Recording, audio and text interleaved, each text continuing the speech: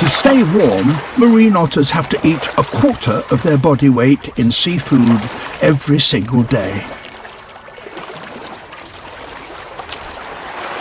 And things are particularly hard for this female because her cubs aren't yet old enough to hunt for themselves. This rare and elusive otter is half the size of its European cousin.